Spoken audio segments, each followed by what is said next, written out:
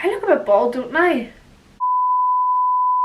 So hello everyone, welcome back for another new video. As you can tell from the title of the video today, it's another Girls Talk Part 2, questions you don't want to ask your mum.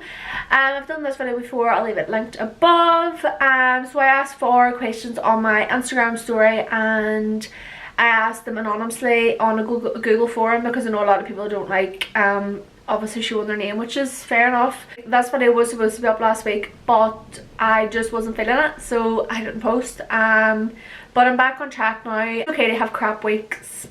This keeps falling down.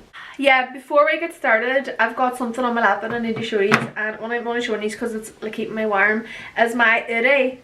So the reason why, oh my god, the reason why I'm showing you know what it is anyway, it's an hoodie, it's like a blanket hoodie, and the reason why I'm showing you it is because I have a discount code for 30% off, which gets you £30 off, which will come to about £54, which is an absolute bargain for it. I'm telling you, it's worth every single penny. It's so cozy and it's perfect for lockdown.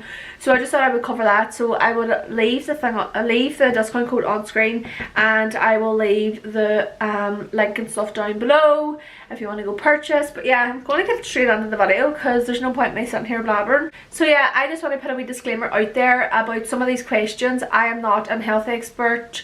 I'm not a professional at any of these. If it's something serious, then maybe ask someone who's got a better knowledge of what you're asking, just so everyone knows that I'm just giving my opinion on these things and it's what I think, and I don't want to offend anyone. Opinions on stretch marks, any advice on how to get rid of them? I personally have never tried to get rid of them because I just think they're natural, and you know, everyone gets them. I've had mine since I was about 17, and I think, in a way saying this, I think people think stretch marks goes down to like putting on weight. It doesn't. I've had stretch marks and it's a lot to do with just growing. I always get a lot on my thighs and like around my bum and the sides of like my boob area here because I'm growing and stretching, which is what stretch marks are. It's got nothing to do with putting on weight. So if you do have them and you're thinking, oh, I'm putting on weight, that's not what they are. It's just your body growing, and you're getting taller and whatever. I wouldn't really know anything to do with like what's best to get rid of them. I know bio oil, a lot of people use bio oil. Whether it works or not, I don't know. As I said, I've never tried, and as I said in the start of this video, disclaimer, I am not a health expert, so maybe this is something that you could look up on Google. I'd say there's a lot of things on YouTube. I'd say you can get like reviews on products that you think might work and stuff like that. But yeah, so that's my opinion on it. You're beautiful with or without stretch marks. So yeah. The next question is, any advice for trying to get over someone even though you always end up going back to each other? First of all, the best option to try and like get over someone is, in my opinion, is like blocking them off every like form of social media because they obviously can't contact you. If you keep going back to each other, I think that there's something obviously still there, but if you don't stop that, then someone is going to get hurt. But it's not worth it. If it's not going to work, just stop. Call it quits, and that's it. For getting over someone, keep your mind distracted. You have to go through it no matter what, and you're going to get through it no matter what. It just takes time. Obviously now in the times we're in, you can't see friends and stuff. Obviously soon we can. I think you can meet one friend outside now, as far as I'm aware, I think. So going out walks, definitely books. I'm going to leave a link of some of the books that I read, and I think there are a lot of help, and it's not just to do with boys and getting over boys. It's a lot to do with just mindfulness and stuff like that. I will leave them linked down below. I got mine off Amazon, but I'll leave the Amazon link down below. I can't exactly remember the name. One's Good Vibes something, and then there's others I'll leave linked down below. About the 10th time I've said that. But definitely try to get over someone. Keep yourself distracted. Block them off every form of social media. Don't be going back, because that is honestly just going to lengthen the time that you're going to feel upset about it. It's not going to go away if you're going to keep going back to the person. So yeah, that's my opinion on it. This here top is actually doing my head in.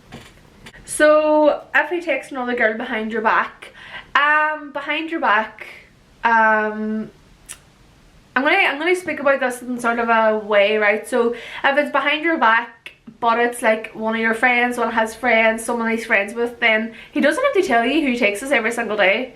If it's behind your back in a flirty way with a girl you don't know or a girl you've never heard of, and it's obviously obvious that it's flirty, then that's a problem.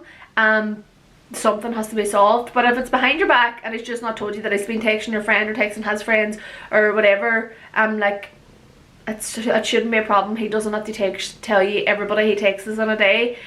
There was a lot on contraception. There was one, thoughts on conception, what's the best to get, do you think contraception is worth it, what is better, the pill or the bar? So I'm going to combine them all in together.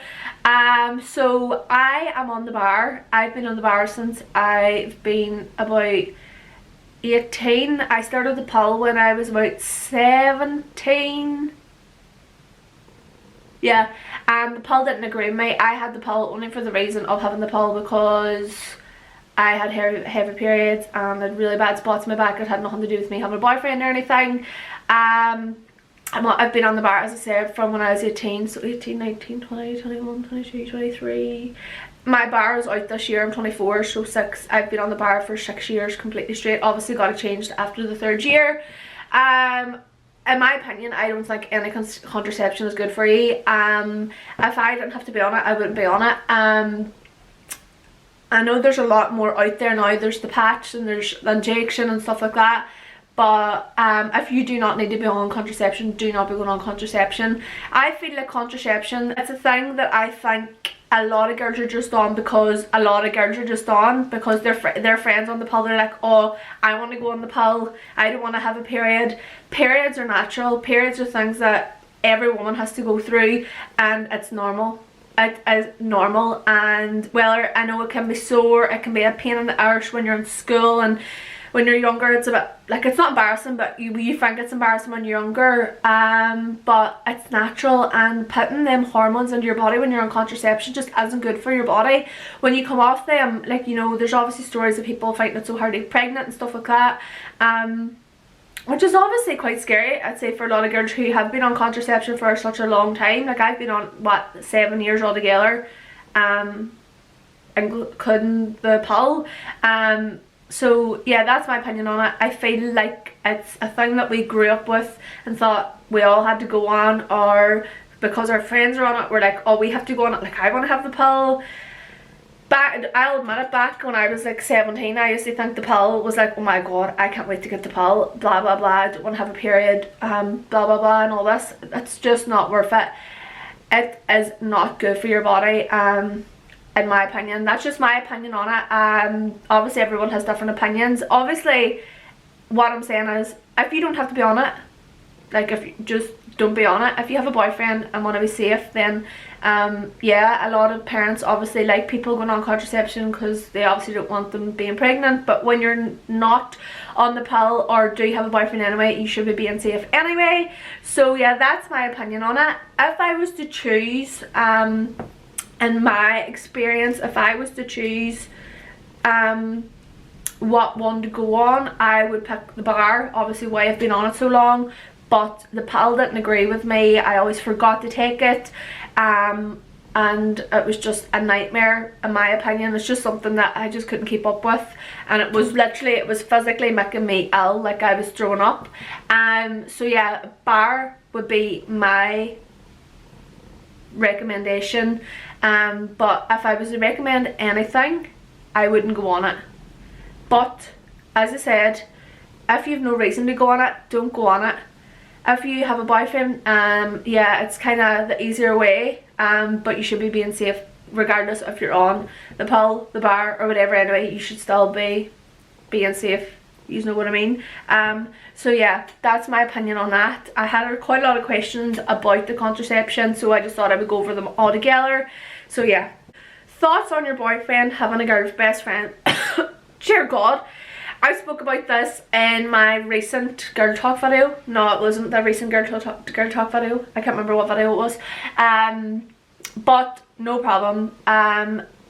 I think it gets a problem when there's red flags brought up. For example, if they start to flirt, or obviously they're knowing things like if they're just more flirty than any normal girlfriend and boyfriend, not girlfriend and boyfriend, but girlfriend and boyfriend. Couldn't get that, that's confusing, but anyway, if there's reasons for you to be alarmed, it's a problem.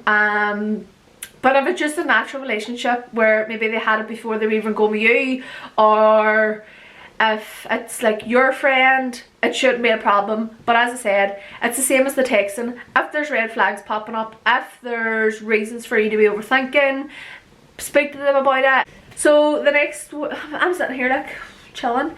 The next one is toxic friends. Everyone has been through this. If you haven't had a toxic friend, lucky you. But my advice on toxic friends is get rid of them. Obviously, toxic, the word toxic just shouldn't be in your life. But I think toxic friends come with, you grow out of toxic friends when you grow up. I haven't had a toxic friend in how long, but when I was younger I would have had, not loads, but you know, you would have been friends with people who were nasty, and because you're so young and you don't know what to do and you're scared you don't have friends, it can be quite hard. But my advice is just get them out of your life. They're not even worth it.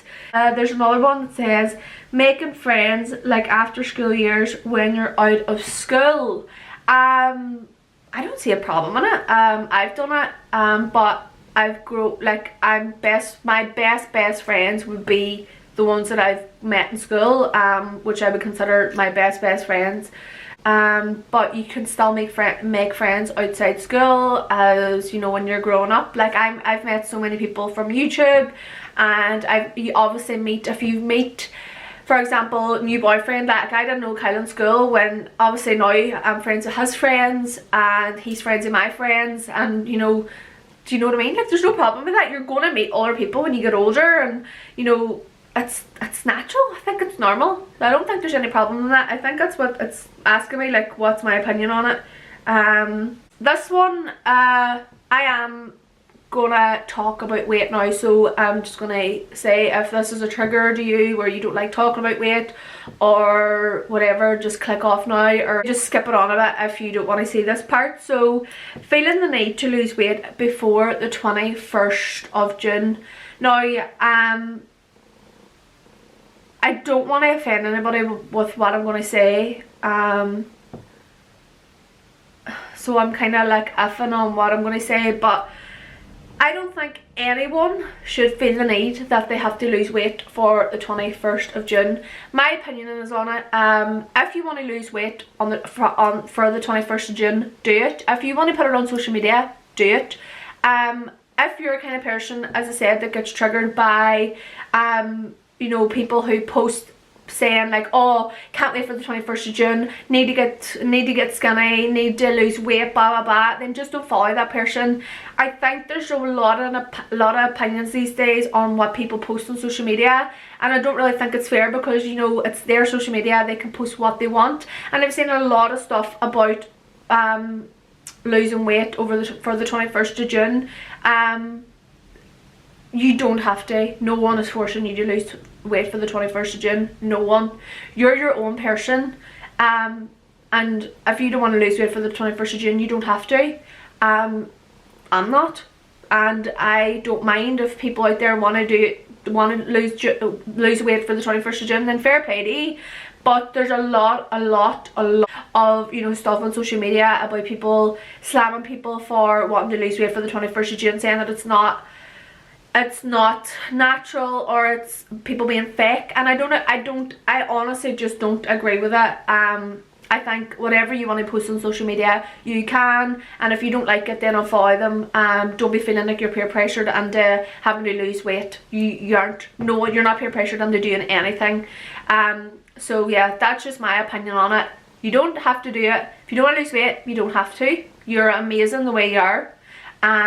Everyone is all different shapes and sizes. You're born that way. God gave you that body, and you should flaunt it, and you know, just be you. You do not have to lose weight, and that's just my opinion on it. If people get offended about it, then that's fine, but that's just my opinion. And as I said, if you don't like what people are posting on social media, then just don't follow them, because it can be quite hurtful as well. If you do get offended with people writing up saying, oh, I can't wait, I need to be so skinny for the 21st of June, I need to lose so much weight, it can be quite damaging to you, so just don't follow them.